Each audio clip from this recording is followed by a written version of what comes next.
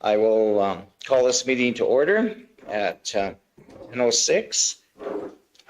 Adoption of the agenda. You'll see on your agenda we have an addition of 7.2, request for a decision on the ASB bursary.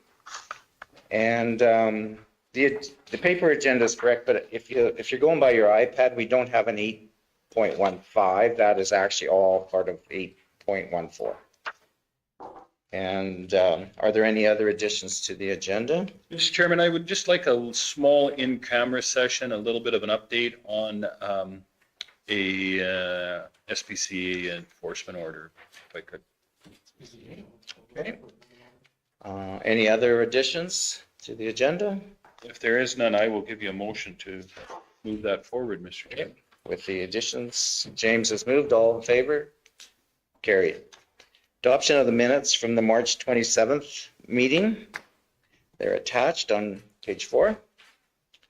Anyone see any errors or omissions? I'll give you a motion to move them. Thanks, Larry. All those in favor? Carried. Moving on into reports, 4.1, the ASB administration report on page 8 of the package. Quentin, I guess. Okay, so big button on the top. Okay, so Farah and I both have our drone pilot certificates now, so we can use our county drone for gravel pit inspection, weed inspections, hopefully a little bit of river work. Your high flyers High flyers. or low flyers? Yes, both. We've held some meetings with Alberta Transportation with both of our local managers. Just talking about regional training for their staff and trying to come up with an agreement on some contracts or agreements to help them out with some roadside control for vegetation. Nothing big, not taking over all the roads, but just to get the quick and dirty, the hard to reach stuff. So those are in progress. That's good news. Last I got those managers, is that Hannah and Stettler then, or? Hannah and Three Hills. There's no Stettler manager. He's based out of, Mr. Newton is based out of Three Hills. Okay, after the last one retired. Okay, Mr. Ingles. And then, well, there was someone else in there for a little bit, but then they've shifted and it's now Mr. Newton out of Three Hills. And we'll see coming down the pipe later this season, first part of next season, they're going to shift the management zones so that Stettler County will actually all fall under one manager instead of split up into two. They're doing that across the province, trying to pair up the counties to match management zones. So that'll be better. We work with one person. Which way ours will go? Sounds like we'll go Three Hills way. Because there's only, we added it up, it was like 100 kilometers is out of the Hannah office and everything else is out of Three Hills, so. Yeah. The Three Hills office will have Starland, Nehill, Stettler. Will that change the snow plowing? Like there'll still be snowplows based out of Stettler. Yeah, The report to Hannah, they're much faster. Because the ones from Castor and others, they can be faster some days too. Yeah. They turn around right at 8:52. Aren't you guys lucky to even have them? Yeah, we are 8:35, I don't see them. lucky to live on a highway. I say that every day. Okay. Let you carry on. Fortunate. seasonal staff's hired up. They'll start May 6th. We're doing How many seasonal? one seasonal staff. If I could. Did you have trouble hiring? There was lots, because last year there seemed to be a lot of the ag service boards were having, like, nobody even apply for it. Students. I mean, we didn't get a huge number of resumes, but Can't remember how many good prospects we had to pick from. Okay, good. No, that's good, because I, at the Ag Service Board conference, they were talking about that, a number of the places. I think Starland was one, and then the boys from Tofield were saying they just weren't getting anybody actually applying. So, which maybe things have changed a little bit.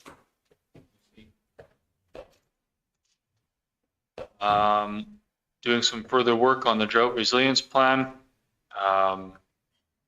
Actually, we're after the meeting, we'll prearrange another little go around to put in some more numbers and get some pieces in play here soon. Lease land tender, bid opening on March 27. We had 5 parties submit bids for the 2 parcels of land, and 3 more, they get 3 more years of grazing. So our bids ranged from 5,500, almost 5,600 a year to 2,600 a year per quarter. So the average is slightly higher than last go around, which I think is respective because of the drier conditions. People are willing to pay a little more to get that grass.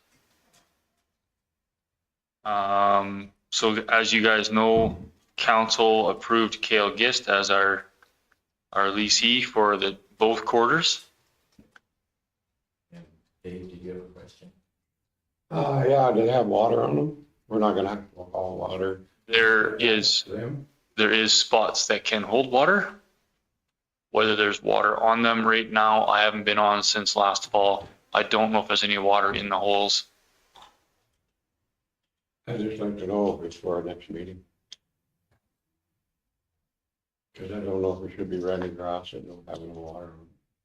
James? Mr. Chairman, I think that was part of that rental agreement when we said that it's no different than anybody else buying a quarter that has no water. That's the responsibility of the individual.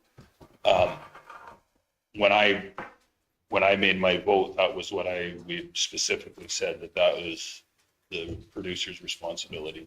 Pretty sure there's no. Right, Chair, sorry. Yeah.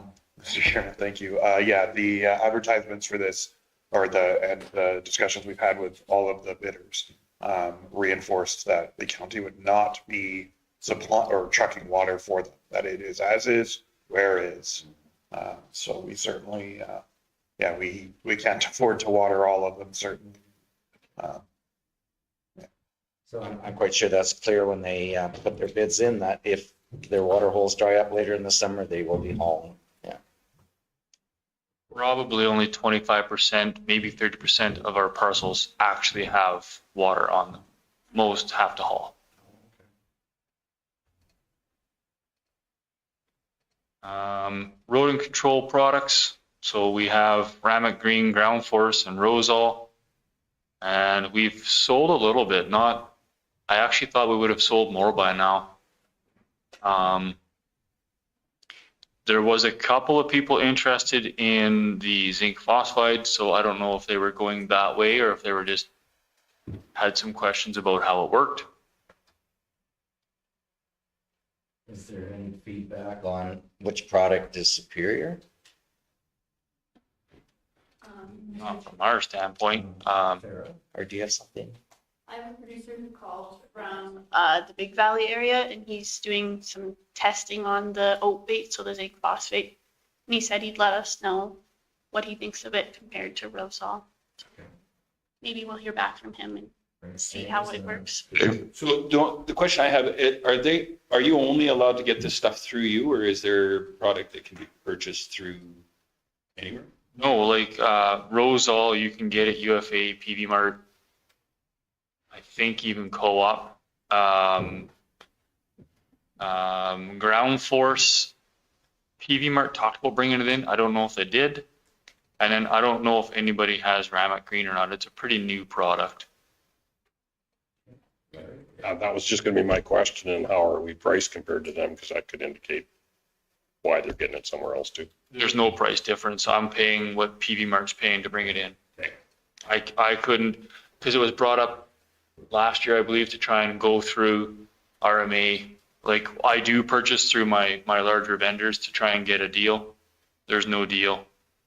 I'm paying the same prices as PV Mart But UFA. if you're paying the same price, we should be selling it cheaper though, eh? Because PV Mart will be wanting to, There's got to be a profit on it, and I don't want to get in competition with business. This is a what do you call it, item? I don't know. it might be easier for them to pick it up at the other stores. Yeah. 9 o'clock at night, you're picking up the versus, yeah. As for the 3 products we have, I really couldn't tell you which one works better. It's really hard to tell, right? They're all the same kind of feed base. They're all a multi-feed bait. Unlike zinc phosphide, the oat ban is a single feed product. Eat once, die once, kind of an idea. These ones are all multi-feed. They Gotta consume. Got to come back. Yeah. So we can die a few times. Good comment on that. Die of a heart attack, we're getting too much. Vegetation management. So as legislated under Weed Control Act, we are to conduct vegetation control on the roadside. So we'll be in the south third of the county, Township 370 or Fen Road South this year. Yeah, and we do this. This is kind of the ad we put out every year, but we do this to help with snow removal, mitigate risk of wildlife, enhance durability of our roads. That would be our report, sir. Any questions on Clinton's report? If not, I'll ask for a mover. I have one question. Okay, go ahead. Just with your spraying too, you go, part of the bushing you did is all part of that spray program too, to make sure that we're spraying again where we bushed to keep ahead of that? Correct. I essentially have 2 programs. So I got 2 roadside trucks up and down, east and west, north and south, every road in that third of the county, looking for invasive species, looking for brush that's actively growing in the forefront. The brushing program that Public Works brushed on your land last fall. For the last 3 years, I have a separate vehicle that does inspections throughout the year. Those spots that the spray truck can't quite hit. Yeah. Okay. That, yep, One other question. yep. How is your new spray truck coming along? Is it going to be ready for the season? No, okay. It's in Edmonton. I got a phone call 3 weeks ago that it hit the Edmonton shop. They hoped to get it to us April 8, April 11, but I haven't got it yet. But it'll be a cabin chassis, so we got to build the deck on it and then build the spray system on top of that. So even when council approved to purchase the truck, because of when it was coming, it won't be in service until the 2025 spray season. And If luck is on our side, we might be able to do a little bit of testing with it, make sure everything's working right, but Yeah. it's a next year hit the road thing. And any other questions? If not, Paul, I'll move to accept it as Okay. presented. thank you. All those in favor? Carried. 4.2, Ag Services Workshop Report on page 10. So March 27, we had our Shelterville workshop with Tosa Bozic in Rumsey at the Rumsey Hall. We had 27 attendees. Pretty evenly split between Starland, Nehill, and Stettler. So we talked a lot about insect and disease control. We talked about maintenance. We talked about physical damage, like a lot of winter kill, the frosty, heavy snow you get in the spring doing damage to branches was a big topic. Talked about drought. We talked about salts and fertilizers. Talked about roots. Talked about maintenance of your lawn and how far the roots go and kind of what you should and shouldn't be doing with your lawnmower. We talked about weed control plans. There was some talk of harvesting offspring from established farms, farm trees. So getting them from whichever nursery, as long as they're acclimatized to your area where you're planting your trees. That was a big talk. And then at the end, kind of talked a lot about, because people try to bring in trees that they think look really nice in the yard, and they do, they look really nice, but maybe they're not for this zone. So he talked a lot about what trees do well in this local growing zone. So that was really good. Did he mention at all about, like, sometimes you buy a tree from the nursery and they say it's our zone, but I don't think it is. I think they're BSing you. Because they look really good for that first summer. You put them in and they grow really nice in the spring and the summer, and then first winter they're done. And usually you spend a fair jag of money on them. So I'm just wondering if he mentioned anything. Like, is there some accreditation to say that the zone is right? When you look at that tag and it says, you know, zone 2, 3, 4, 5, or whatever. So that wasn't ever mentioned specifically, but he did talk about species that are for this zone. But he also talked about the care and maintenance going into prepping the ground for that tree ahead of time. He talked about the maintenance of how you're planting it, make sure you're not planting it too deep or too shallow, and the care going into the next 3 to 5 years afterwards, and what it takes to get that tree a fair start.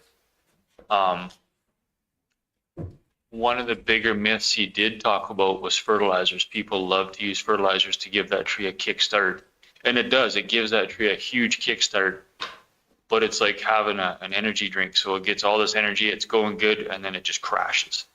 So he talked a lot about, he never said not to use fertilizers. He's really against it, but if you want to use fertilizers, you can use them, but make sure you're using them properly and sparingly, and the proper time of year.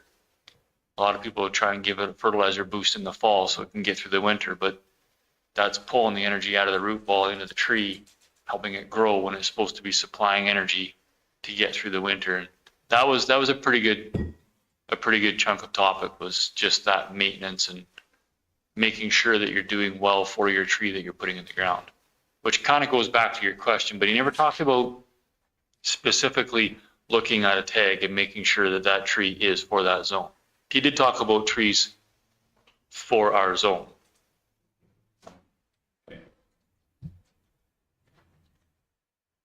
So then March 28, we had a Fire Smart workshop in Erskine. We had 16 attendees. So we had the picture on the screen. There's one fella on the right-hand side in a yellow uniform. That's Wade Caldwell. He's with Alberta Wildfire. And then there's two gentlemen on the left-hand side. Those are Wildland Urban Interface out of Clearwater County. So they do a lot of wildland fire approaching urban center, what that looks like and how they're protecting structure. So the three of them really talked a lot about Fire Smart and what we should do and what we shouldn't do with our yards and our driveways and kind of our areas of concern. Then they kind of enlightened the crowd on what Alberta Wildfire does and what the Wildland Urban Interface team does and what they do to protect us and how they will actually be called out this far to help out. So it was good. We've never done a Fire Smart workshop before, so we only planned on one for the year to see, one, the uptake, two, how the presentation would roll out. So as far as physical workshops, we'll do more next year for sure, but we are trying to put some plans in place to do some, for lack of better words, I guess a block walk where we'll pick an area in so Summer Village or Ocean Sands and White Sands, we're looking at interest in trying to do an area of their residence area. So you kind of go up and physically walk and look and touch and Discuss that. discuss those. And then James has a question. So, do you think that, and our biggest situation I think we run into with the people at the lake is they're not there. Like at this time, I don't think there was many people from the lake at their residence. Would it be better to do something like this? And I would know it would probably be tough for the the instructors, because I mean, they're busy during the summer. Would it be possible to do something in the summer, like a long weekend gig or something? I don't know. Talking about Alberta wildfire and Yeah. urban interface, that Yeah. it's wildfire season. They're I just, in contact with them since this workshop. They're busy. I don't know if that's a thing or not. We planned this one on the Thursday right before Easter, yeah. anticipating people coming to the lake to have Easter. I can't remember the registration. There were some people from the lake. I can't remember how many versus outside lake resident that were there. I just see it as if we were to look at an area that this is going to be our greatest need, that would be, I think, the lake, right? I mean, you know, just because. And then Farah? That's part of our goal with that community block program is we're hoping to have Dwayne is a fire smart, the new fire chief, Dwayne is a fire smart educator instructor. So we're hoping to have him walk around with a group of 10 or so people that go through the community and then become our fire smart community guardians and spread the word throughout the community with that program. Good, good. No, I think that's important, absolutely. So with For summer kind of things. the plan is kind of a little greater too, that the three of us would work together and talk about aquatic invasive species at the lake. And one of us would talk about invasive species, like mainland invasive species, and then one would do a fire smart walk, and you make it kind of a day where people can get 3 education pieces in one. So we're just trying to start that up. Similar, but a little different from what this workshop was. Larry? Also to get a plug in on this too, is that they have their annual meetings typically every long weekend in the summer. So that we, you know, there's representatives from the county at every one of them. So we should be bringing that forward, even to the fact if we were going to do it yearly and it was in the spring, that they should be on a communication list so that we could get communicated to them, because that is one of our biggest worries of that area is fire. And that's why we based this one out of Erskine. We were really hoping to pull from the lake area more residents to kind of get that word out and start that process, that education process. So we'll definitely work with that and see how it goes. Sounds good. It's a good, It's the first step anyway.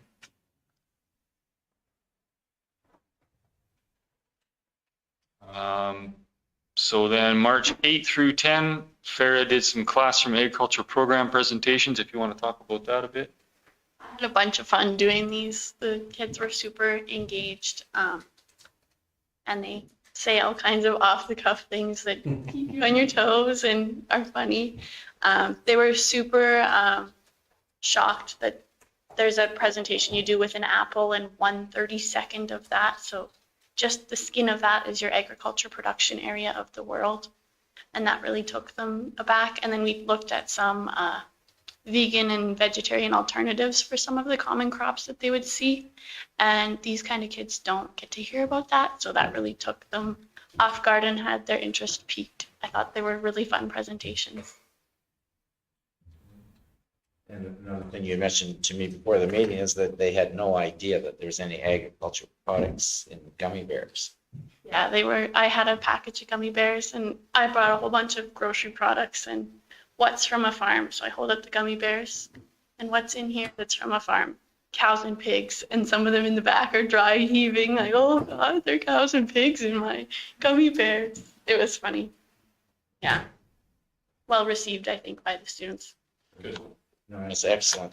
Only thing is, it's a shame that our other schools, non-colony, wouldn't accept the opportunity for ag in the classroom. Is there any way we could just run information letter to the 2 school districts again, just to tell them it is available for Clearview and Price King? What age group are you trying to hit? It's targeted at grade 4 students, but these were in the colony schools, so I had quite a range of ages, but the program is for grade 4.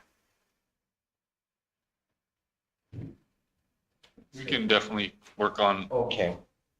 Okay, so that, yeah, I think that's what I took from this with Fort Colony's, enjoying it so well. It'd be nice to see the other schools use, take advantage of it.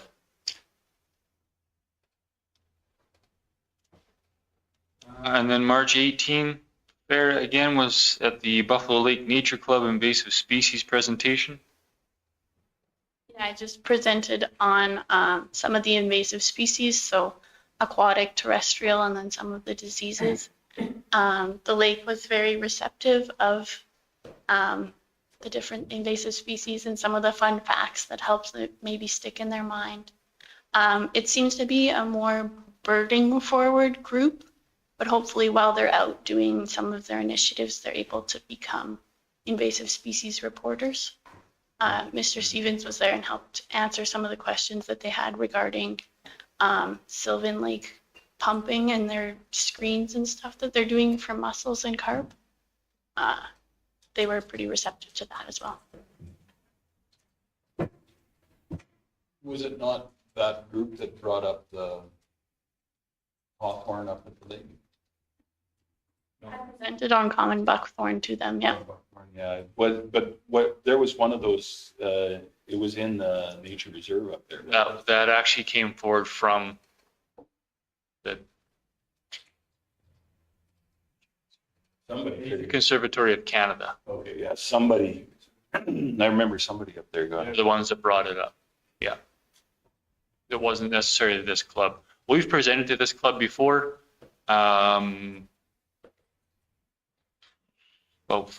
3 years ago, 2 years ago, I did a presentation on Norway rat to this club. Actually, it might have been during COVID because it was a Zoom. It was a Zoom presentation. It might have been during COVID. Can't remember, but we've presented to this club before.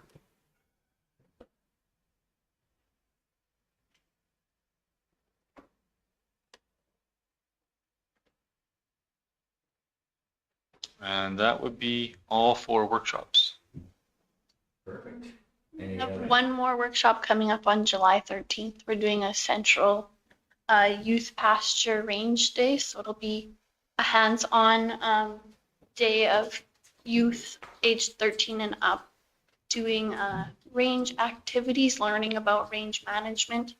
This is a partnership with a couple different municipalities, Cows and Fish, and it's coordinated primarily by the province, but hopefully we get a couple good attendees, and we've got a speaker list built up that we're looking to confirm for that, just in the planning stages. And I assume that one will also hit our social media to be promoted. Okay, perfect. Yeah, I see it's further in the package as well. Yes. Okay, were there any questions on the workshops report, or you wrapped up? Yeah, any questions on the workshops? Just my, one comment is I'm really happy to see ASB so actively doing so many workshops. We've had, last month too, we reported on a number, so it's good to see for sure. If there is no questions, I'll give you a motion to accept. James moves to accept the reports. All those in favor? Carried. Moving on, 4.3, ASB webinar updates on page 14. So the Fieldman have been receiving some webinar updates from the province periodically through the spring here, and we've been hitting some topics like drought, invasive species. So they give us a few things that are kind of coming down the pipe, if it's a program, if warning signs, right? So the March 13, we talked a lot about the drought conditions in Alberta. February was our driest month. You know, March precipitation was low, less than 10 to 15 millimeters in southern Alberta and 15 to 20 millimeters in central Alberta. So we're not receiving a lot of moisture even out of that late snowstorm we received. There's concerns with the snowpack levels. You know, we're looking at 25 to 30% of normal for snowpack levels. So that's going to drastically affect runoff and water levels spring into summer. And then Larry. It's a question on that. I sat through that drought meeting with Minister Schultz, and she was talking that they were very happy with what had happened to the snowpack cover, and there were still numbers to report. So maybe if you can just follow back on that, Quentin, and just see what those numbers are, because they were still waiting for some numbers to come in, and that call in would have been about a week ago. I can add to that, Mr. Chairman. I just had a operational meeting with the water sharing agreements groups for our basin, and they're really not expecting to be really finalize their snow melt numbers for another week or two as to what we can expect, or snowpack numbers, I should say, as to what we can expect. But yeah, as far as the snowpack that feeds our rivers, creeks, and not the concern I keep bringing up, and that this board should I think continue to advocate for, is just the producers away from water courses. The water courses coming off the Red Deer River, or the Red Deer River itself, should be mostly fine this year. It's the surface water we're losing everywhere else. The conversation though with the southern rivers was actually very positive in that meeting with the snowpack that they'd seen there. So hopefully it does help alleviate that problem in the south rivers. There was a lot of late spring snowstorms in the south and in the mountains. So with that more recent data, I'm hoping too that it's quite positive. For the south. Yeah. And the same, as Andrew just mentioned, in central here, our Red Deer River water is pretty normal and stable. It's just the water on the land dugouts still are, some of them are low, and the soil moisture in the soil is so low. So that's a big concern. James? I was down in Brooks last week and it snowed. But also I was talking to the Reeve of Newell County, and he said their irrigation districts were quite happy with the go forward expectations of what the water is. They were kind of panicking, but now they're same thing. That's what he said. The snowpacks, the late snow help. Okay.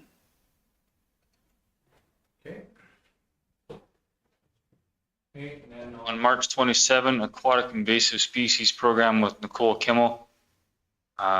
Proposed changes to the Weed Control Act. There are a number of species that are on both the Weed Control Act and the Fisheries Act. So, and I think that's going to come up later with our delegation talking about the Weed Control Act regulation and overlap on some species, but there is some concern. They want to try and split them off, but then they may lose assistance on enforcement. So there's a few things they got to work out some details on. The Fisheries Act is not an enabling act. It's limited with inspector powers. So by keeping things on the Weed Act, they have a little more teeth in the game to help control. But the gray area kind of falls under the Weed Control Act, is more solely based on agricultural land and land that produces, whether it's vegetables from your garden or crops for farmers.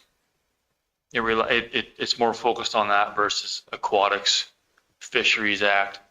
So there's some gray areas on how they're going to move forward with that. So we'll see how it comes over the next, I think, about a month worth of meetings, and then they're going to take a pause till the fall, just with the growing season and whatnot.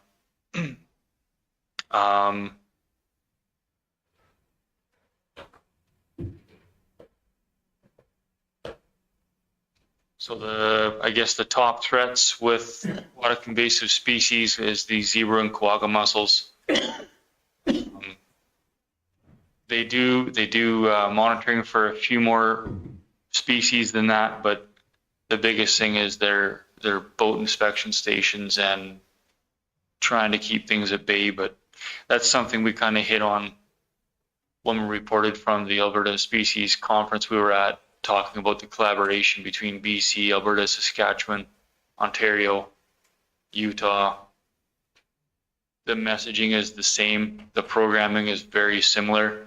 So that should be, the positive on that is that you're not going to have someone coming into the area from somewhere else and not know about the programs that we're trying to keep in place and keep our waters from having invasive species in them.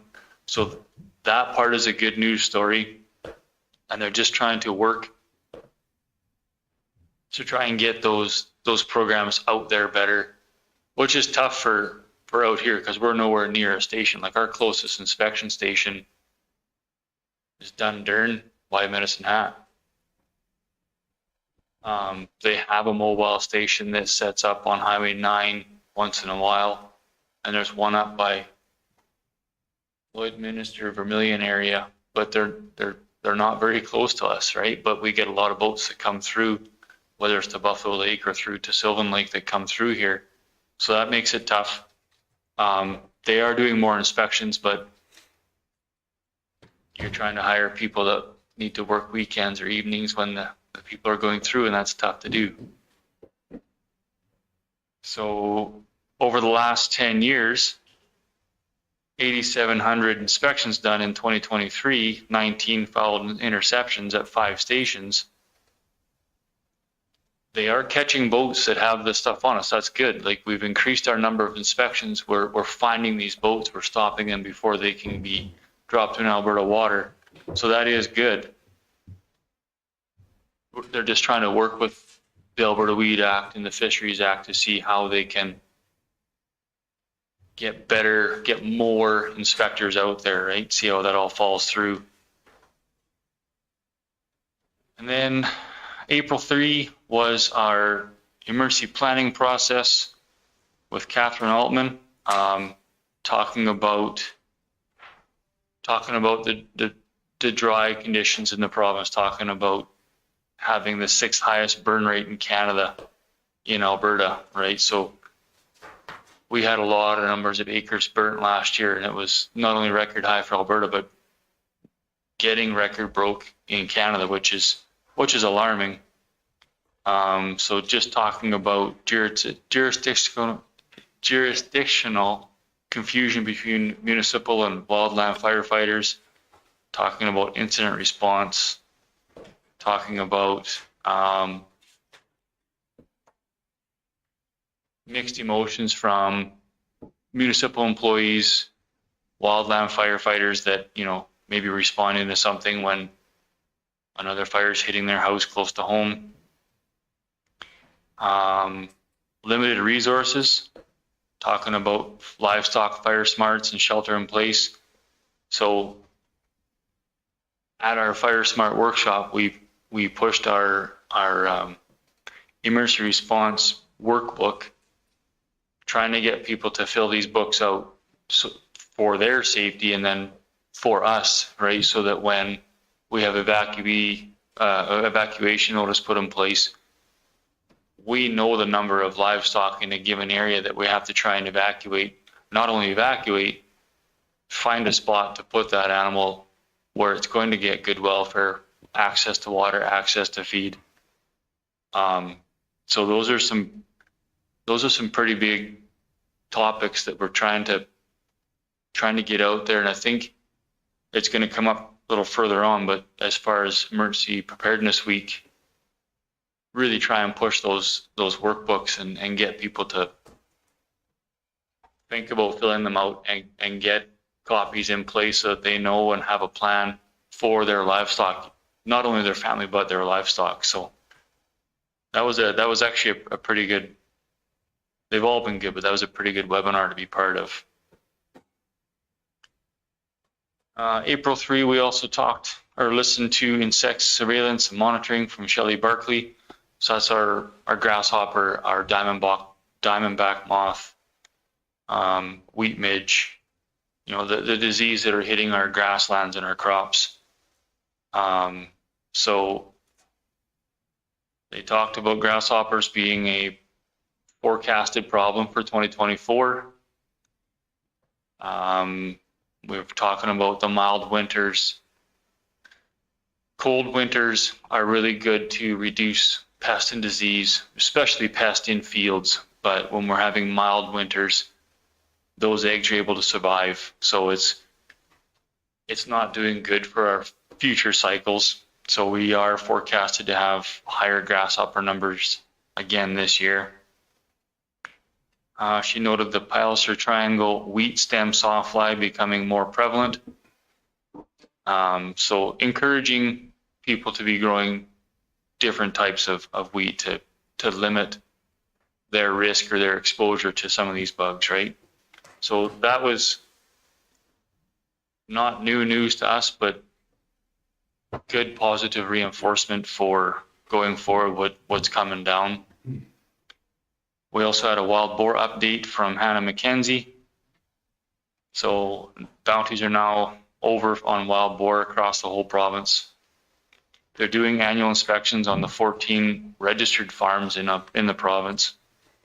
They've partnered with 3 universities trying to be involved with province-wide emergency response planning with African swine fever response.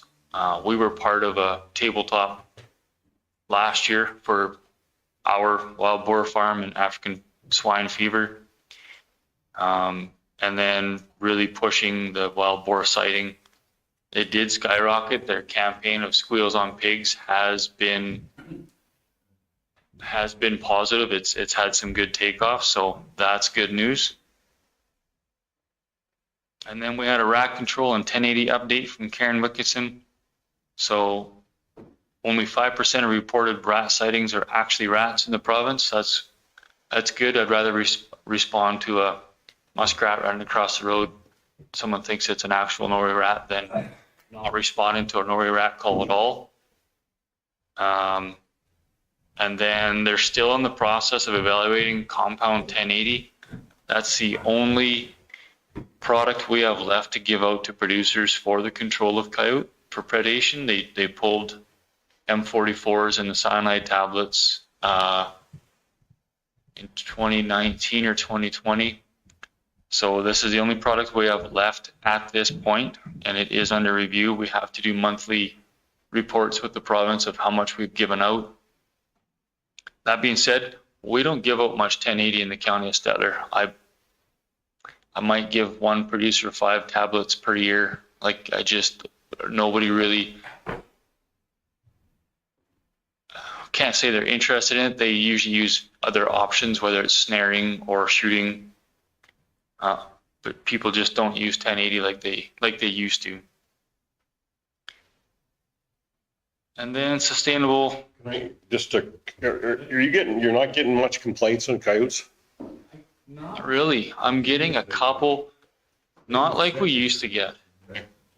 They have been sick this year. Out there, I know we have trappers actively trapping, but not many are calling in. They must just be dealing with it on their own. Yeah, that's about the point, because that was going to happen this morning, but I didn't have time. Yeah, no, Like they're right up beside the houses. They're getting a little too brave. Yeah. no, I'm not getting the calls we used to get. They're lead deficient. Lead deficient. Are you gonna start buying shells? I was just wondering. I don't know if budget will allow that because I'm pretty sure that would skyrocket. All right, I'll just keep buying them then. Them grinds just got them cooked, wiped out there at home. So the SCAP program, Sustainable Canadian Agriculture Partnership. So they talked about the new RELP intake, open February 1 to November 30. ALICE coordinators are contracting the RELP extension program. It was offered out to municipalities, but the uptake was very low, so they've gone a different route. So we'll see what that looks like in the fall. I know there is some interest in the RELP program. There is some good funding available as long as you've got your paperwork and properly done, right? Your environmental farm plan, and you've got a good plan in place as to what you're doing with the money. I'm not saying you're guaranteed funding, but it is a good avenue to reduce risk on your farm or improve efficiencies. And weed control regulation review, and we'll hear more about this from Mr. McCauley, but there's a process of a detailed review going over, I'll say, a number of prohibited noxious weeds. There is a compodium. So our region was well represented during this review. Our local rep is actually from Red Deer County, and things have been really good that way as for being part of the meeting still. Sorry.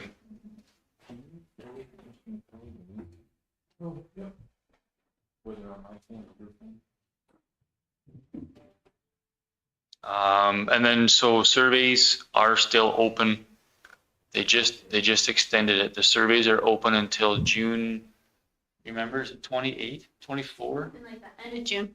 So and that is the third extension, because there's been some concern across the board, whether it's the species they're looking at or the process behind it, or just general concern in its entirety. So that's something that we'll hear from Mr. McCauley later, but there is a handful of letters from other municipalities in our package of concerns with the regulation. I mean, the last time the Weed Act was reviewed was 2014. So, and actually the review process was 2010. It took till 2014 to put those revisions in place.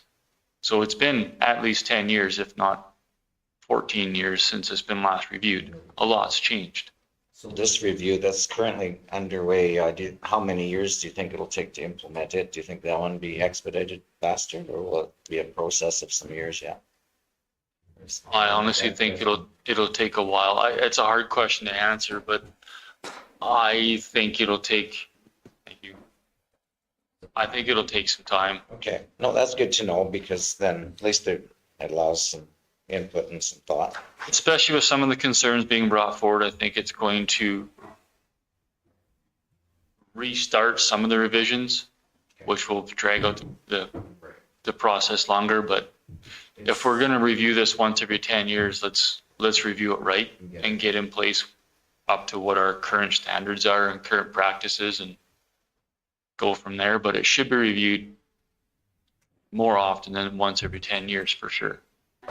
That might be something to ask Mr. McCauley when we get that delegation in. He might be able to give you a more clear answer. He's been pretty involved with the process. That's right. Okay. Makes sense. So that was a good report on a good update on webinars, lots of detail. I guess we asked questions throughout. There's no more questions, Larry? Would that be accepted? All in favor? And carried. There was no board request for information, and I didn't see any business rising. I do have one issue from business rising from the minutes. Go ahead. We had the egg, or the seed cleaning plant in last time around. We didn't get to have a strong discussion about that, but it sounded like they were going to be tough up during the summer. Would it be possible from an administration standpoint to advance their money earlier? Because when do we normally send them their money? I'm thinking it's fall, isn't it? All usually, So It's August. I don't, I'm just wondering if it would make, at least let them know that we're thinking about them, that they're saying they're going to have a tough time coming through. Maybe it might be a little bit of a alleviant for them. Dave, you had something to add? we just done. You done? Sorry. Yeah, I don't, they went to the bank the other day and I haven't heard back how it went. Yeah, we're at a lower thing, but we aren't putting as many bushels through, but now they've hired a kid, so they're gonna get another 4 or 5 hours a night. And that's really gonna make a difference. But it's gonna take a while to dig out of the hole that they were in, and everybody at the table knows what the hole was. But there's no leaks now, and some of the big operators have got a little mad because they can't you know, we're not running it 24 hours a day. And you're gonna get that, but at the end of the day, they have all they can handle. And they're working on getting a new manager because he wants to pack it in, but he said he'd stay till the end of the year.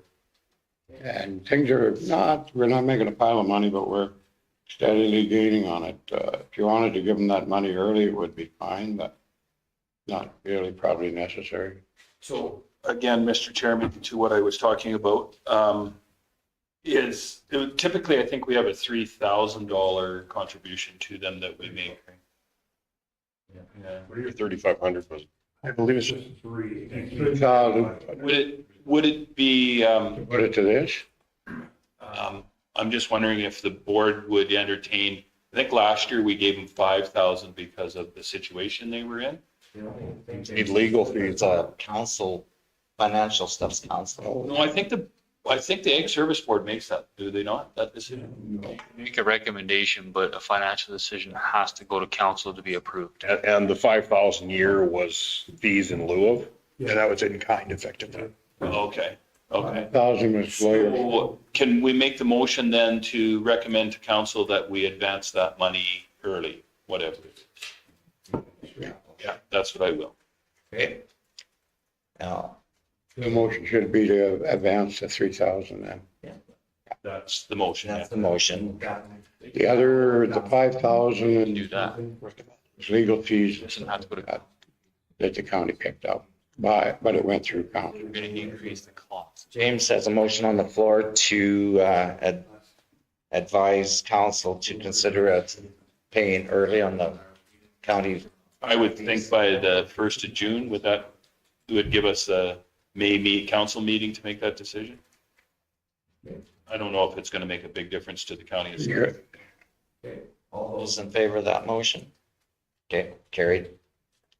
Now, we've got about 20 minutes to our delegation. Moving on to 7.1, Emergency Preparedness Week on page 18.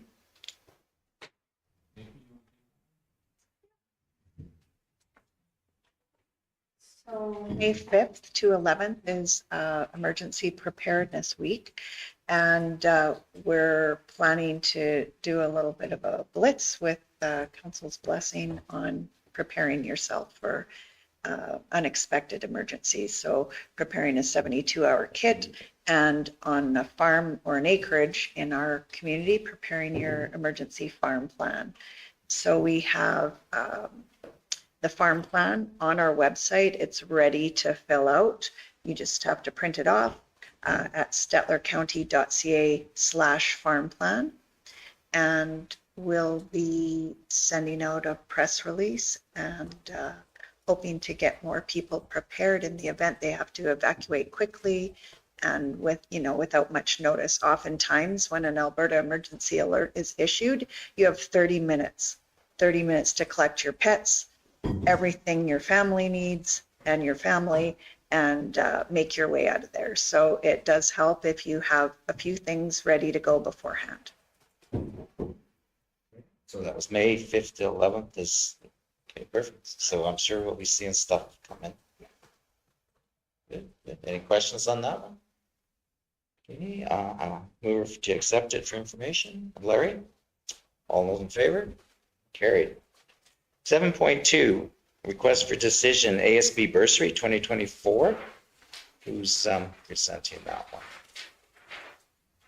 I was in the meeting with Mr. McKay, so I don't know if he wants to speak to it. No, you go ahead. We had 8 really good applications. Out of those, we had selected Colby Norman as our front runner. He's from the Denelda area, and we're just looking for a motion to move forward with him as our recipient. Cool. Okay. Yeah, the 8 were all really good. Like, they were way better than last year for the majority of them.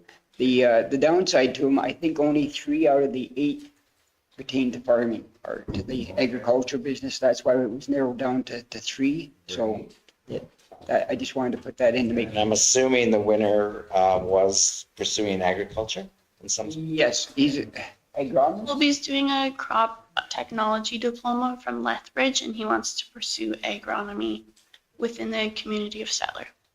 That's very cool. So we'll need a motion to approve Colby Norman as the 2024 bursary recipient, and we'll also probably have to set up a presentation. I will make that motion that we accept this, if I'm allowed to do so, because I was. Yeah, no, that's usually how it goes. That's usually how it goes. You were, yes. Perfect, thank you. If you're okay with your decision that you made. Area. And the fact that he's from your area, yeah, exactly. Okay, Paul has a motion on the floor. All those in favor? Carried. What's he going on for? Yeah, agronomy. So he's doing crop technology in Lethbridge. Is his brother the one that took the brewmaster course? You'll be able to ask Mr. Norman when. Yeah, I know. Yes, actually him. Oh, it is him. Okay, good. Good kid to pick then. That's, Okay, moving into correspondence, 8.1, the Battle River Research Group Annual Report. It's a little bit different this year. Battle River Research Group is going to be your delegation for next meeting. Okay, so we can. But I give you the report Yeah. at a time. You can read through and see what they've done in the area and what they've done last year as part of the research group. Your stuff, yeah. Okay, Paul, did you have anything to add now? No, it's pretty well all in the package there, so the only thing I didn't get was the programs or the field days that they have, but it's gonna be sent along here, and they'll probably bring it with them next. Great. Okay, I think we'll save our questions then for the delegation when they come. Will somebody accept this annual report, Larry? I just have a comment. I did go, a very good report. It is. I went through it about 2:00 this morning, but it was well worth reading. Yeah. So It was Good. I went to the annual general meeting last year. They had quite a few presentations, which I thought was well done. So, I'll move.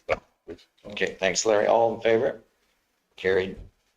Of the remaining items for, of correspondence, is there anything that anyone wants pulled out for discussion? I would suggest you wait till after your delegation. You can go through some of the letters. I think we'll pull out the ones for all the weed act changes. That's just 8.8 and 8.9. We'll pull them out and discuss them after the delegation. 8.13 I would like to discuss right now, as it's on page 128. It's the AFSC upcoming deadlines on page 128. This one I would like shared on our county websites, because these are important dates. I think maybe oftentimes producers do miss a date, which is unfortunate. So that's okay. And 8.14, we had briefly spoke about the youth range management on 129, but the poster and info is there on page 129. So that's kind of cool. And Vera, what age group is this targeted for again? 13 and up, so 13 to 18. Okay. And we already discussed that we would share this on our social media. Is there anything else other than the weed ones that we would like pulled out? If not, I'll ask for someone to make a motion to receive the correspondence for James. All in favor? Carried. Okay, we have our delegation here. We might as well start early, and then that'll allow us more time to go back, unless we, yeah, and then we'll do the in camera later, or when. Okay, we'll move to our delegation now. Doug, can you hear us here? He was there a minute ago. Yeah. I don't know. He's on mute. Yes, yeah, you bet I can. Well, perfect. So you're comfortable with starting a few minutes early? We're ready for your presentation if you are. Okay.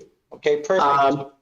I don't have a formal presentation. I thought I would just talk, I think Farrad reached out to me to talk a little bit about the weed regulation review. Is that right, Farrad?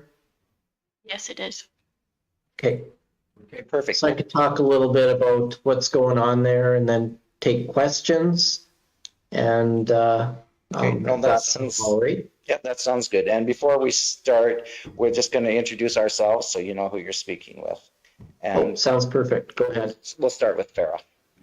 I'm Farah Fisher, Direct Assistant Manager of Agriculture Operations. Michelle Hoover, Legislative Assistant.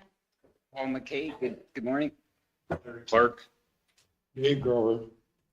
Les Dulberg, Board Chair. James Steiberg, board member. Quentin Beaumont, Manager of Agriculture Operations. Andrew Brishik, Director of Municipal Services. And, Nikki Thorstensen, Director of Communications. okay, thank you. Go ahead, Doug. So Doug McCauley, and so I'm with Agriculture and Irrigation, formerly the manager of the ASB program, now director of the crop assurance programs. And in our section, we have the weed, the pest, and the ASB Act, as well as the B Act. And so we work with those, as well as some national programming with federal, provincial, territorial groups, and do a lot of policy work, and of course have the ASB program nested in with us as well. And so I came into that role back about a year ago, and so we've been working on the weed review, which is something that's near and dear to, I think, every farmer's heart in this province. Having grown up on a farm, I know weeds were always a topic of a conversation, and we were always out battling some sort of patch of weeds, whether it was a Canada thistle or patch of tansy that had magically appeared, and so constant part of the farming operation. So, and as we know, the Weed Act is one of the oldest acts in the province, which explains why everybody's so passionate about weeds. Is that was one of the first pieces of legislation we pulled together for Alberta, and that passion for weeds continues today. So just to clarify what we are doing, and it's a healthy process for us to revisit the regulation, which lists the 75 weeds, and it hasn't been looked at since the 2000s, and so it came up in recent years that perhaps we needed to have another look at it. I know there was some duplication on the Weed Act with another act, the Fisheries Act, and so that kind of spurred things along, and so we decided to do a review just of the regulation and just of the list of weeds. So that's what I'll be referring to today. We're not actually looking at opening up the act. We're just looking at the regulation at this point, and it's specifically the list of weeds that's on there. And so when this process began, probably about 4 years ago, we did have a tool developed in 2020, an assessment tool, and it basically takes into a variety of different factors for each weed that we ran through this assessment. So their environmental impacts, their invasiveness, their impacts on the economy, on the market access, on the environment, on human health. And so that basically, that assessment would help us kind of, as a committee, decide where the discussion would go, right? So if something scored fairly high, it hit all the marks, it never made it down to further scrutiny, versus if it was one that basically had no real economic impact, was relatively widespread and maybe not hugely invasive, and had no impact on human health and so on, then it was flagged for further discussion. And with the committee itself, we knew that our regulatory partners were a huge part of the regulations. So right from the start, we invited members of the Ag Fieldmen Association to sit on this committee and help work through the assessments and be part of the the process of flagging a number of weeds. Also part of the process is we had a running list of weeds that weren't on the legislation, like Jimson weed. And so we wanted to assess those as well and decide, okay, of those list of 20 weeds, are there some of those that we should consider regulating? And so they also went through the assessment tool. And we're also part of the compendium. And so we had, for each weed, the 75 plus the 20 that we were looking at adding, all those were thoroughly investigated and an evaluation was done, and that's where the compendium came from. And that's a huge document. And so that was at our disposal, as well as our mapping records that Chris Neeser collects, just to get a sense of, okay, how widespread is each weed? And so that helped us with our assessments at the committee level. So there were 4 members or 4 fieldmen that sat at the committee table and were invited. And then there were some experts from our ministry. So Chris Neeser, myself, 2 other folks from our policy section, including Gaia and my executive director. And then we would also bring in forestry or environment and parks folks, depending on the discussions on if they were forestry impactful weed or fisheries impacted weed. And so we went through the assessments and came up with a number of weeds, which is what's come to you guys to get your input and to decide, okay, are there some weeds on this that we could live with being deregulated, or are there some weeds on this list that we would like to see stay? And so that's where we're at with the survey that's gone out to you guys, fieldmen, and then to our larger public stakeholder group. Doug, can we just ask you questions as you go? Is that cool? Yeah, maybe I'll take a breather and take a couple questions now. Go ahead. Have we, James here, have we ever actually eradicated a weed? The list of 75, can we say that, you know what, we just don't see it anymore, or it's gone, or what the gig is? I would say in, rare situations, like I don't know of anywhere where we find Jimson weed right now. And there are other highly prohibited noxious weeds, right, that are on the list that we don't actually have in Alberta, and from time to time will maybe pop ups in somewhere's garden or a garden center, and they're immediately dealt with, right? Okay. But yeah, like things like Canada thistle, tansy, once they get a pretty strong leg hold, they're a lot more difficult to manage. But I know some counties have been able to keep them at bay, especially in areas of the province. Believe it or not, there's areas in the province where things like tansy are not super prevalent. Yeah. And so they've been able to hold the line there. Cool. Okay. And Doug, Les Stuhlberg here. I was just wondering how long this review process is planned for. Like, when do you estimate that the act will be changed?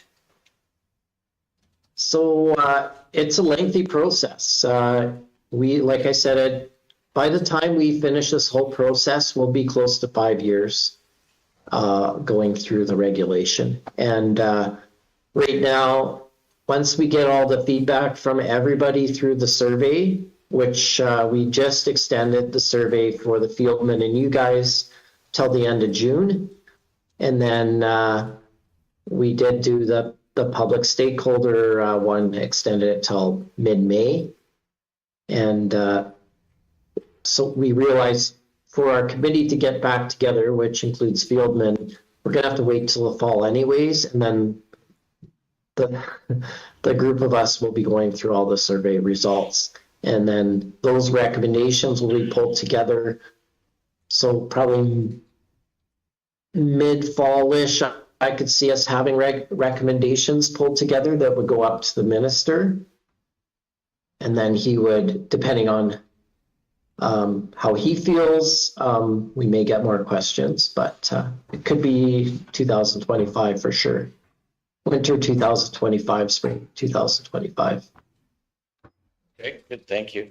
And I have one other question.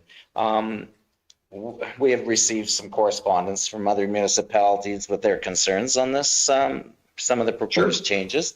And one of the comments in that letter, it said it was brought to our attention the provincial weed distribution maps, which are created using input from agricultural fieldmen across the province, were not used to inform in the review process. And I was just wondering, is that accurate information, or is there something there? No, we did use that information in our assessment process, yeah.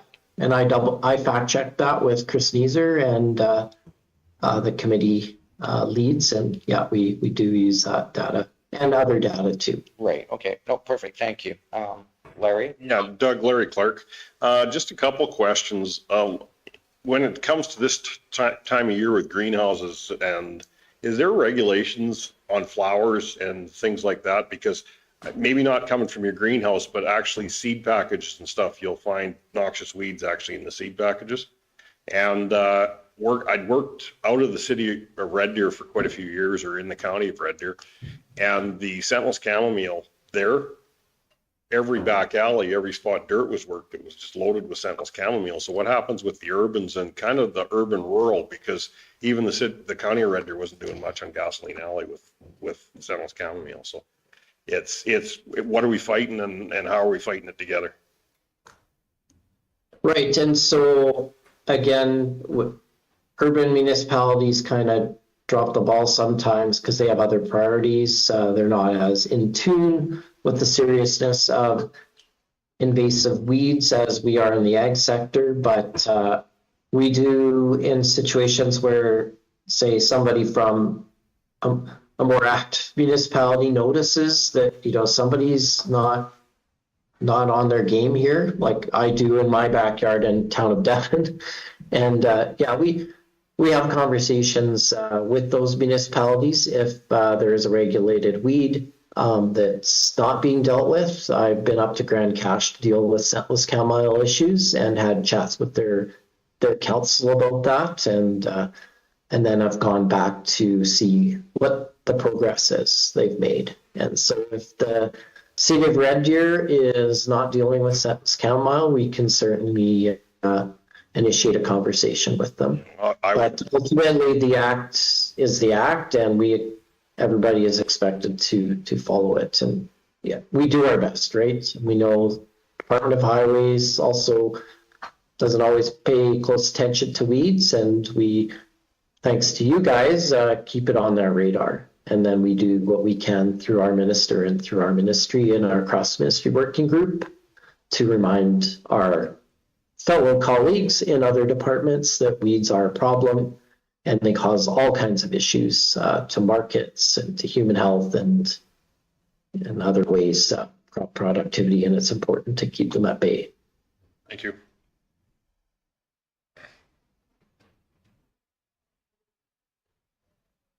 Any other questions?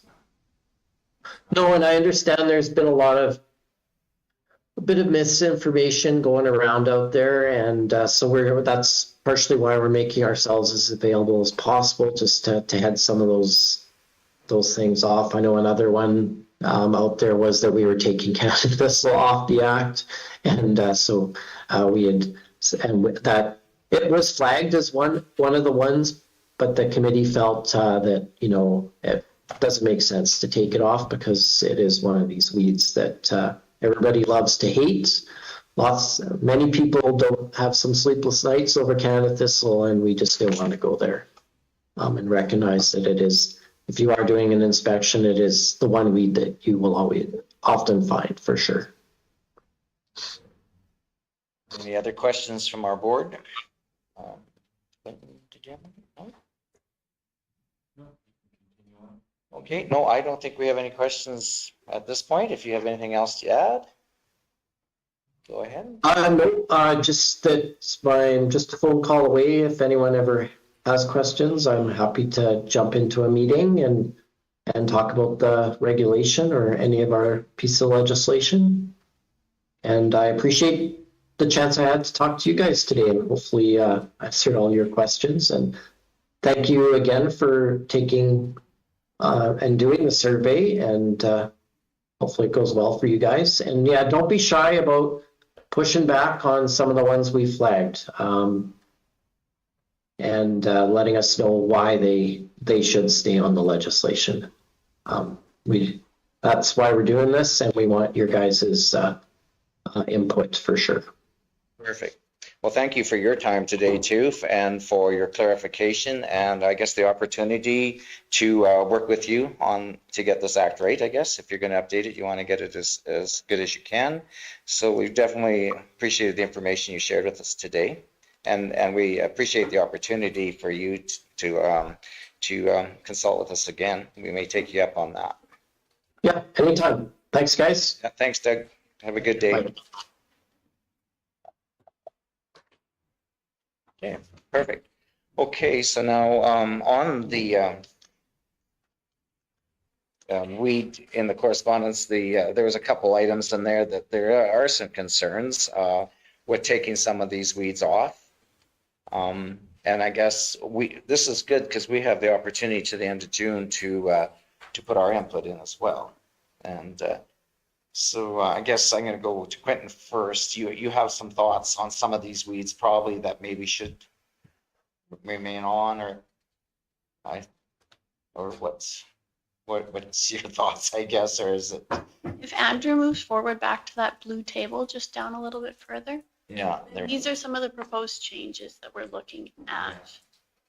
So some of the species that we would have here would be common buckthorn, that concern at the lake. They're looking at removing that species. Right. Common baby's breath, that's another one we're going to see in our ditches and our roadsides. And that one's potentially being removed. And perennial sow thistle is potentially being removed, which would be that yellow weed on the ditches. Those would be the heavy hitters for removal. As far as county roadside, right? Then our hamlets, we have a concern with like yellow clematis. We actually have that. Erskine and Botha have yellow clematis. Something else to keep in mind too, if there's a concern with a prohibited noxious or noxious weed in Crow's Nest Pass, we care here too. Like big-headed knapweed, when we talk about all of our counties along the border of BC fighting hard to keep it in BC and not allowing it in Alberta, I want to help them. So if we keep it on the act, it helps them enforce it and keep it out, right? So even though it's not actively present here, we have a big say on how to help our partners along the borders, the United States border, the Saskatchewan border, and BC, to keep it out of our areas, right? We've got a buffer zone. We want to help them with that buffer zone. So if we can get behind them and push, it really does help. James? So I guess I'm a little confused. Why would you remove these in the first place? Why, if we had a weed that is not bugging us, let's say, but could possibly bug us, what's the harm in leaving it in the regulation? Is there something that I'm missing here? Because whether we had 100 or if we have 50 or if we had 150, just because it's on there and you have it in your toolbox and can pull it out and say, this is a noxious weed, we have to deal with it. Why? I'm having a hard time understanding why anybody would want them removed. I agree with your concern. Some To that Where's question. it coming from? Where's the push to have it removed? Like who's the person that needs to be slapped? in some of the webinars, we were presented that this act was flagged in terms of the red tape reduction initiative. So that would be why they're trying to reduce some of the duplication with the Fisheries Act, but with that, they're also reducing some of that enabling legislation. So I think that's why it was flagged for review. I'm not sure necessarily it's grounded. That's what we were presented. I don't know if I would say that would be my opinion on it. Just for the sake of removing it is so that we said we did something? No, yeah. That's for us to look at, right? Yeah. We talk about the province downloading to the municipalities all the time. Well, here's a way they're going to undownload, less for us to inspect. It's going to cause agriculture concern. It's going to have impact on crop life, greenhouse life, right? So I guess the question that I have is the urban municipalities, are they part of this review? Because I could see that this is now the push from the urbans to say, I'm overwhelmed, I can't look at this stuff anyways. It doesn't really bother me that we have these beautiful big-headed knapweeds down my back alley, but, so I don't want to deal with it. Is that who's pushing this? And I love the names, big-headed knapweed. I can't answer that. Small-headed one. I can't answer that question. However, you have municipalities like the city of Edmonton is doing a lot of work to reduce Canada thistle within the city. There's a lady from Red Deer, the city of Red Deer, who actually just requested to be part of our association to help deal with invasive species in Red Deer. Calgary's doing the same thing. So they, even though they're fighting a battle on a slightly different angle, they're having the same frustrations we're having. Are they at the table? I don't know. From what Mr. McCauley said, those that are sitting at the table, it doesn't look like it. But I don't know if they've had say somehow or not. So for instance, on the perennial south thistle, I mean, it says it's overly abundant and regulation has become ineffective. But in our county, for instance, if you had many complaints from a farmer that was not looking after a particular field and it was just absolutely polluted with south thistle, would the county's ASB board have more teeth if it was still a noxious weed to go in there and say, you've got to plow that down, as opposed just to an ordinary weed? Yeah. Does it give more teeth? Undoubtedly more teeth, yeah. They are framing it as each municipality has the jurisdiction to elevate weeds that are threatening them. Yeah. So this goes back to the red tape reduction. So if they remove, let's pick a number, they remove 20 invasive species off the list.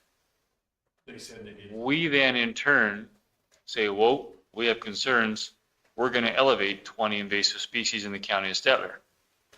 So the Ministry of Agriculture gets 20 notifications for a bylaw from us, Starline County, Painter County, Camrose County. How is that red tape reduction? It's less worry for them to, because we're controlling it, but they got to go through all the approvals. Look how long it took us to approve absinthe wormwood as a noxious weed. But they're going to say that it's not their red tape, it's our red tape, right? Don't blame us, blame the downloading of the red tape. Yeah, but they've also tried to force us to get rid of our red tape too. So that argument doesn't go very far. No, but that's what they're going to say. I'm not saying it doesn't go very far, but that's what they will say.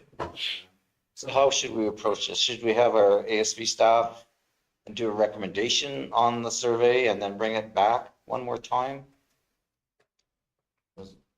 James? I would think that would be the way to go, and then we could review it and Review it. Farah? Out there is there a survey, and then there's an opportunity for written submission, and then we've also received quite a few letters from other municipalities to the minister. So there's written submission in like a section for a specific letter in that. Go ahead. if I could, when we get this back for review, at that point, that would be my thought, that we write a letter at that point after we've had a one more go over on it. Yeah, okay. Everybody cool with that? Jude? The common book, does it show pictures of this stuff? Yes. So it's still current right now. Okay. We have a invasive species identification booklet that has what's on the regulation as of right now. Review aside, we have a book with all the pictures, and I can give you guys a copy of each one of those. I'd like a copy of it, just to, You might have some, no, we don't have any in this office, do we? Bring some back over. If we go back to our administration report, the weed compendium, so the grand review of the province, is linked, and there's pictures of each weed in there too. But I say those weed reference books are a little bit nicer for picture wise. yeah, just because a picture's worth 1,000 words. Yep, for sure.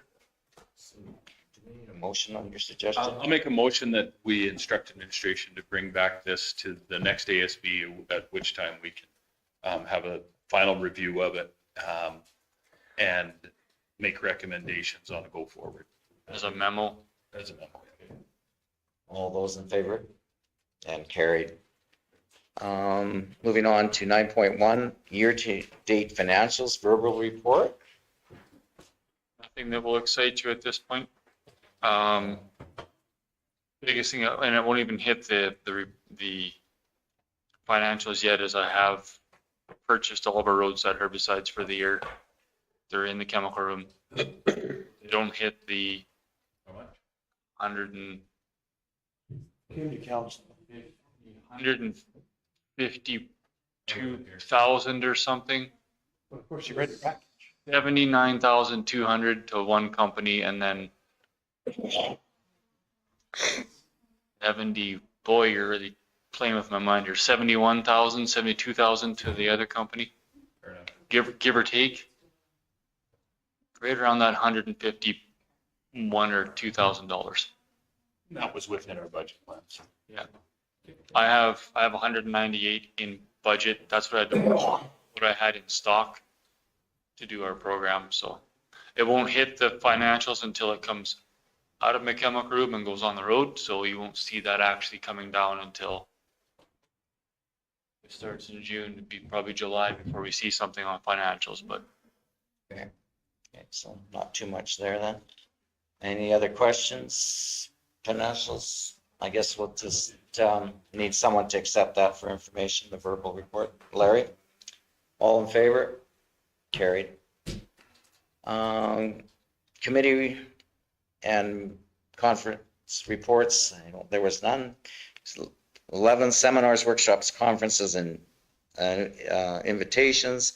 I guess the only thing, Quentin and I will be attending the ASB chair meeting hosted in Lacombe on May 31st. And then our next item is an in-camera session. before you do that, one more piece that Nikki just reminded me is that as of right now, as of yesterday, our 3 tank loaders are up and running for the year. We shock treated them yesterday. Saw that email. Okay. We shock treated them on Monday. They were operational yesterday. Okay, good news. Because the agriculture community is busier spraying, things are happening, so that's awesome. Good. Now in camera, I'll make a motion to go in camera. James moves to go in camera, all in favor? Carried.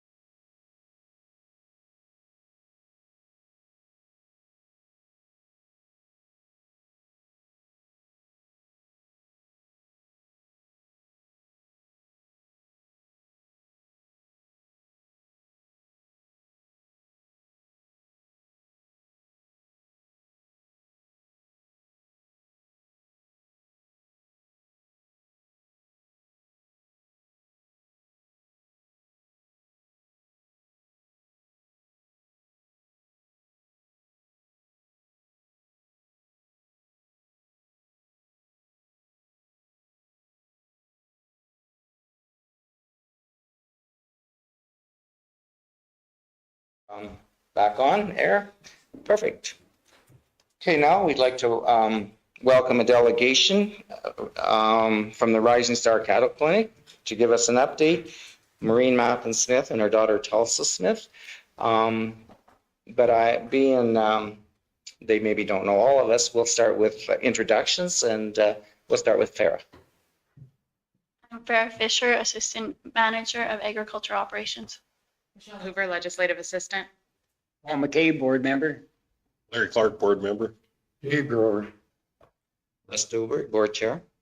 James Nyberg, board member. Nikki Thorstensen, Communications. Quentin Beaumont, Manager of Agriculture Operations. Andrew Brishik, Director of Municipal Services. Welcome, Maureen and Tulsa. So I understand we're going to get an update on Rising Stars. And Tulsa, is that your job today? Perfect. Come up.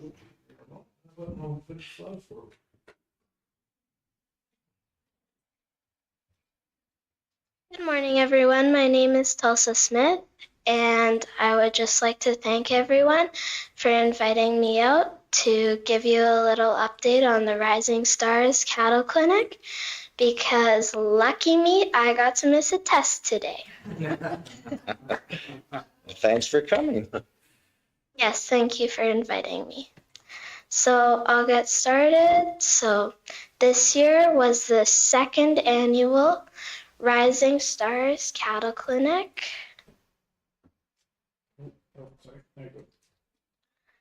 It was held in Stettler, March 29th and 30th.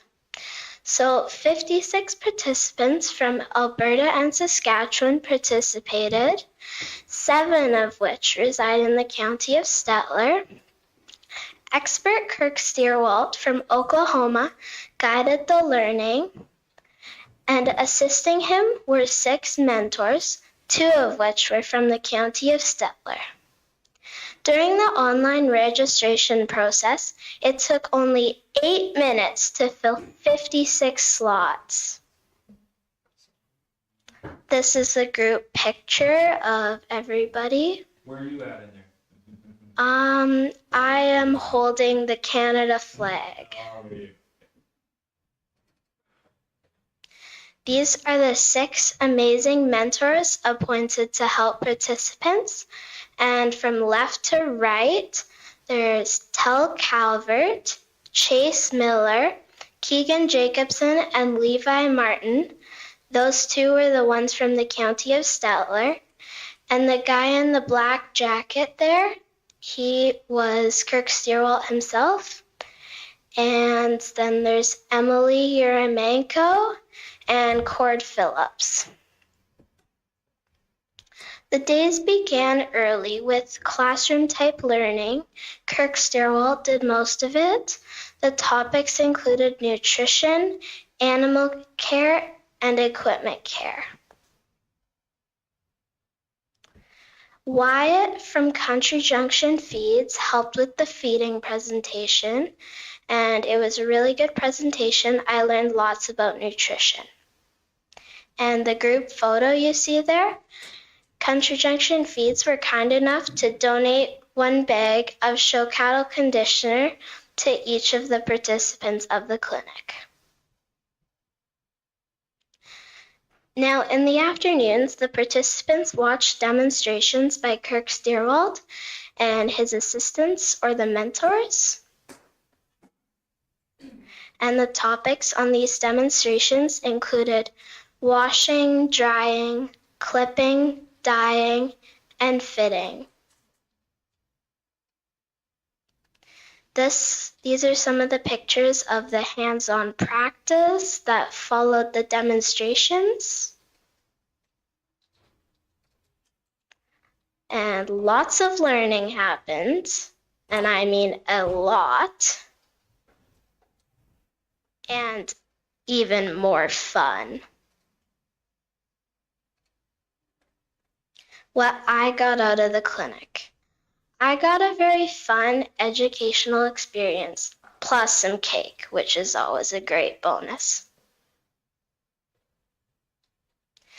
So thank you for your sponsorship. This awesome event could not have been possible without generous sponsors like you. The money that you donated went towards renting the generators for the power for running things like clippers and blowers. And thank you also for donating the scale to weigh the steers in. Does anybody have any questions? Is that your count? I think it's the wrong breed, right, Tal? Thanks. I have a question. Are you planning a third annual Rising Star Clinic in Stettler? Well, it depends. I personally would love to see it happen because I had a great time, but I think there should be. Or do they typically want to move it around? Likely will be one? Yeah, seems incredibly popular. It impresses me that they filled in 8 minutes.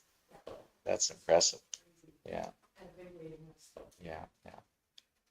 So the fellow you brought in from Oklahoma, is that a pricey bill to bring in someone that way far? It is? Yeah. I think his bill was about 4,000 US. Okay. So that covers everything.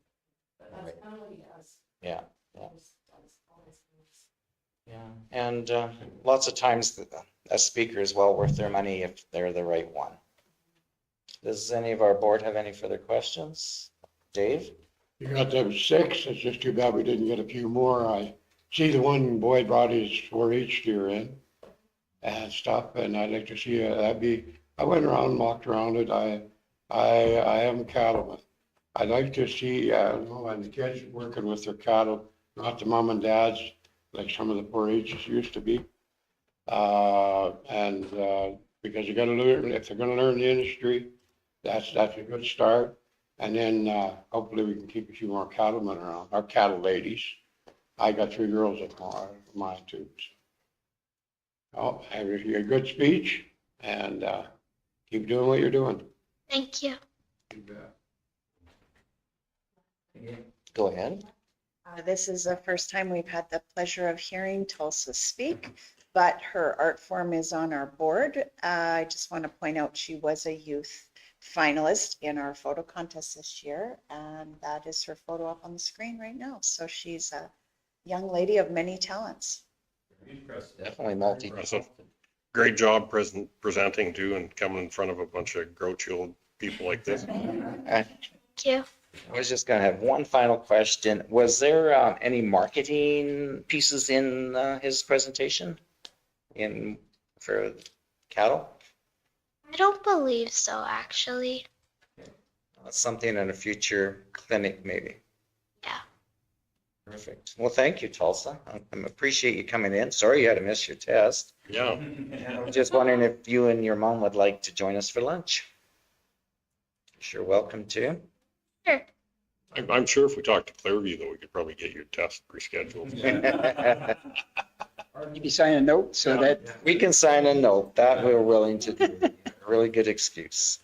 And thanks again for your presentation. Thank you.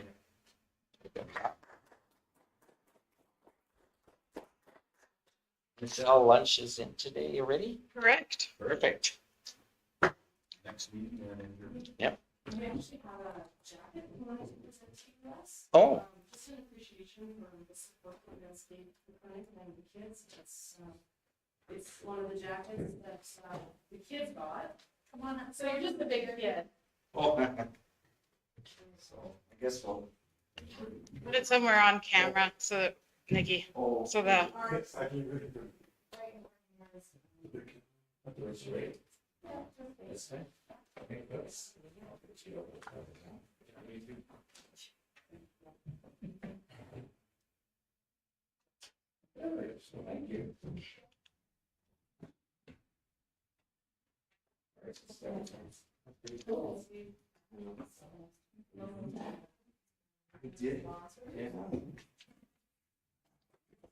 Thank you for including us on the logos. Okay. Our next meeting will be on Wednesday, May 22nd at 10 a.m. And we just need someone to adjourn. Dave, all in favor?